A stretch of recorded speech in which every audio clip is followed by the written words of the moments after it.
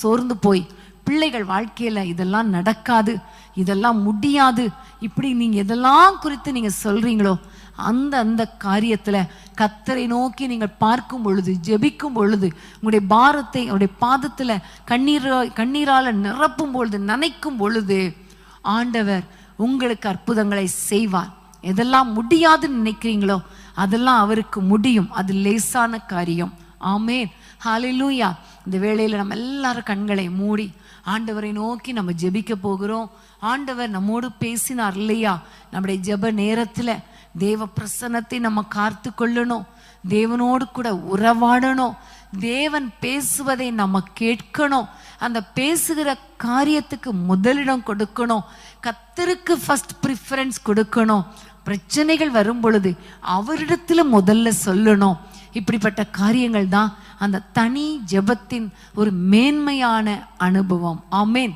இப்படி தனித்து ஜெபிக்கிறவங்க வாழ்க்கையில கர்த்தர் பெரிய காரியங்களை செய்வார், மகிமையான காரியங்களை செய்வார். யாரெல்லாம் ஆண்டவருக்கு முதலிடம் கொடுக்கிறீங்களோ அவங்கள கர்த்தர் முக்கியமான நபராய் வைப்பார், அவர்களுக்கு முதலிடம் கொடுப்பார். ஆமென், ஹல்லேலூயா. நம்ம எல்லாம் ஜெபிக்கலாமா? ஆண்டவருடைய சமூகத்தில் அர்ப்பணித்து ஜெபிக்கலாமா? ஆண்டவரை நோக்கி சொல்லுங்க, அப்பா உங்களுடைய பாதத்தருகே இருக்கிற அந்த அனுபவத்தை தாங்க, உங்களுடைய பிரசன்னத்துல இருக்கிற மகிழ்கிற அந்த அனுபவத்தை தாங்க, உம்மோடு நெருங்கி வாழ்கிற அனுபவத்தை தாங்க. ஹல்லேலூயா. மோசே போல உங்க அண்டையில உங்க பக்கத்துல ஆண்டவரே அந்த உச்சியில வந்து உங்களுடைய சமூகத்துல உங்களுடைய பிரசன்னத்துல களி கூறுகிற அந்த ஜெப அனுபவத்தை எனக்கு தாங்கப்பான்னு கேளுங்க, கர்த்தர் உங்களுக்கு கொடுப்பார். ஆமே, இந்த நேரத்துல ஆண்டவர் உணர்த்துகிற காரியம் அந்த தேவ பிரசன்னத்தை இழக்க செய்கிற பொல்லாத பிசாசின் கிரியைகள், பாவ எண்ணங்கள், பாவங்கள், இதை ஆண்டவருடைய சமூகத்தில் அர்ப்பணிச்சிடுறீங்களா?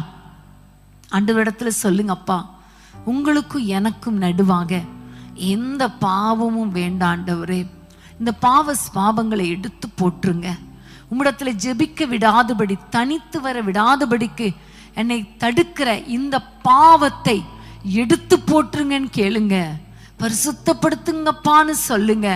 நான் உங்களை பரிசுத்தமாக்குற தேவன் சொல்லி இருக்கிறாரே, இப்பொழுது அவர் பரிசுத்தப்படுத்துவார். அப்படி ஒரு சொட்டு ரத்தம் உங்க மேல விழும், பரிசுத்தத்தை தருவார். பரிசுத்தப்படுத்தப்படும் பொழுது ஆண்டவருடைய பிரசன்னத்தை நம்ம உணர முடியும். ஆமென். பரிசுத்தம் இல்லாத இடத்துல பிரசன்னத்தை உணரவே முடியாது. இன்னைக்கு ஆண்டவரை பார்த்து சொல்லிருங்க, அப்பா என்னை ஒரு விசை பரிசுத்தப்படுத்துங்க. அது மாத்திரம் அல்ல அப்பா, முதல் இடம் ஃபர்ஸ்ட் ப்ரிஃபரன்ஸ் உங்களுக்கு நாங்க கொடுக்கணும் அப்பா, உங்களுக்கு நாங்க ப்ரிஃபரன்ஸ் கொடுக்கணும் அப்பா, எங்களை அர்ப்பணிக்கிறேன் என்று சொல்லுங்க.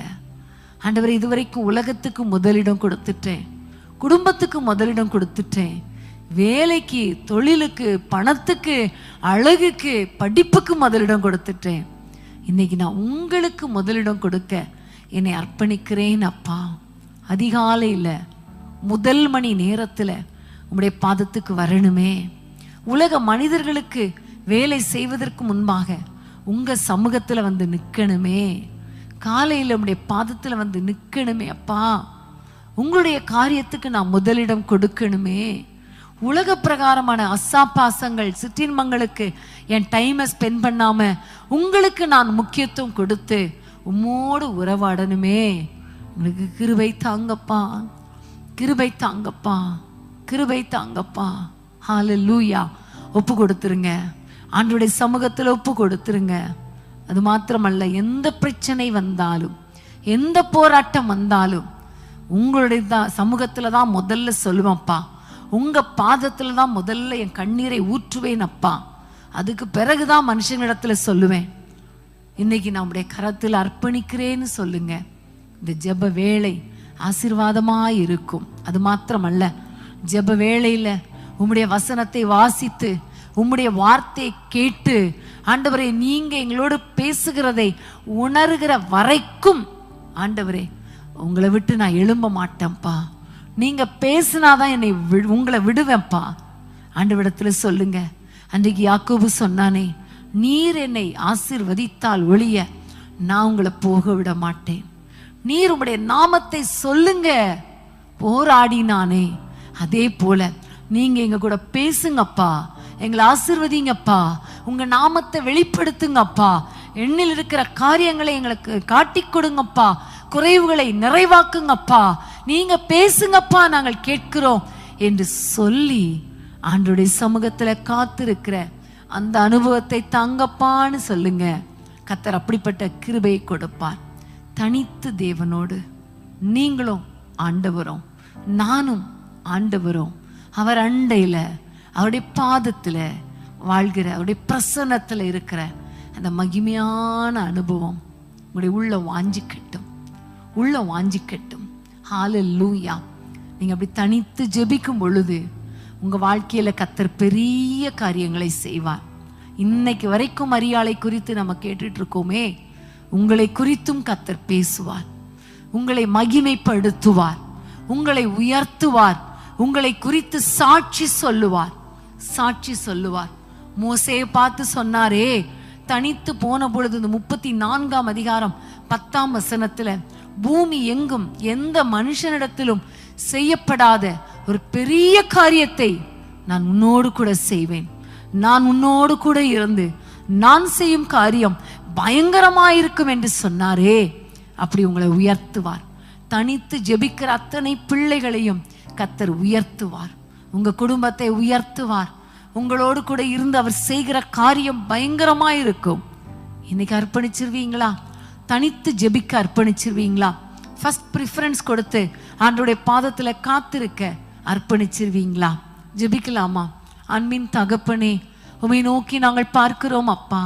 யாரெல்லாம் எங்களோடு கூட இணைந்து இன்றைக்கு மாலை வேளையில ஆண்டவரே தனித்து ஜெபிக்க எங்களை அர்ப்பணிக்கிறோம் என்று சொல்றாங்களோ, தனி ஜெப நேரத்தை வாஞ்சிக்கிறாங்களோ, தனித்து உம்மோடு உறவாட, நீங்க பேச அவர்கள் கேட்க, அவர்கள் பேச உம்மோடு ஆண்டவரே நீர் ஆண்டவரே அதை கேட்க, அப்படிப்பட்ட அந்த ஒரு ஜெப நேரத்தை எதிர்பார்த்து ஆசையோடு வாஞ்சியா இருக்கிறாங்களோ, அவர்களுக்கு அப்படிப்பட்ட கிருபை கொடுங்க அப்பா. அப்படிப்பட்ட ஜெபாவி அவர்கள் மேல் ஊற்றப்படுவதாக. இப்பொழுதே ஒவ்வொரு குடும்பத்தின் மேலும் ஒவ்வொரு பிள்ளைகள் மேலும் தனித்து ஜெபிக்கிற அந்த ஜெப ஆவி ஊற்றப்படட்டும் ஐயா.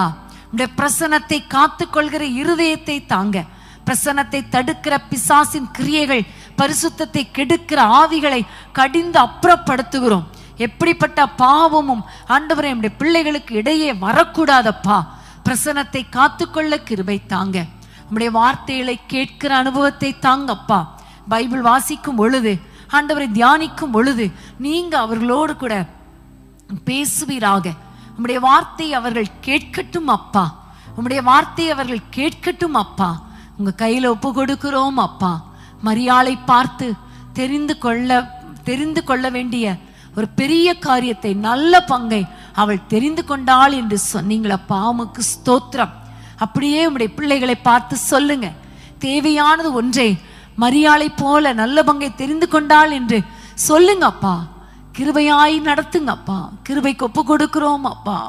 மோசேயை போல அப்பா உம்முடைய பாதத்திலே அமர்ந்திருந்து ஆண்டவரே உம்முடைய சமூகத்திலே வந்து ஜெபிக்கும் பொழுது எப்படி மோசேயோடு உடன்படிக்கை பண்ணினீரோ, அதே போல உம்முடைய பிள்ளைகளோடு உடன்படிக்கை பண்ணுங்கப்பா. அவர்களோடு கூட நீங்க இருங்கப்பா. அவர்களோடு கூட இருந்து அவர்கள் ஜனங்களுக்கு முன்பாக, குடும்பத்திற்கு முன்பாக நீ செய்கிற காரியம் பயங்கரமா இருக்கட்டும் தகப்பனே, பயங்கரமா இருக்கட்டும். பூமியில் உள்ள எந்த ஜனங்களிடத்திலும் செய்யப்படாத அதிசயத்தை உடைய பிள்ளைகள் வாழ்க்கையில செய்யுங்கப்பா. ஏன்னா அவங்க தனித்து ஜெபிக்கிறாங்களே, உம்மண்டை காத்திருக்கிறாங்களே, உம்முடைய பாதத்தின் அருகே இருக்கிறாங்களே. ஆகவே நீர் அவர்களோடு கூட உடன்படிக்கை செய்து மகிமையான பெரிய காரியங்களை செய்வீராக. உங்க கையில தாழ்த்தி ஒப்பு கொடுக்கிறோம் அப்பா. ஒவ்வொரு பிள்ளைகள் வாழ்க்கையில என்னென்ன வேதனையோடு கண்ணீரோடு உடைய பாதத்தண்டை வருகிறார்களோ, தனித்து ஜெபிக்கிறாங்களோ, அந்த காரியத்துல ஒரு பெரிய அற்புதம் நடக்கட்டும் அப்பா. கண்ணீர் வடித்து உடைய சமூகத்துல தனி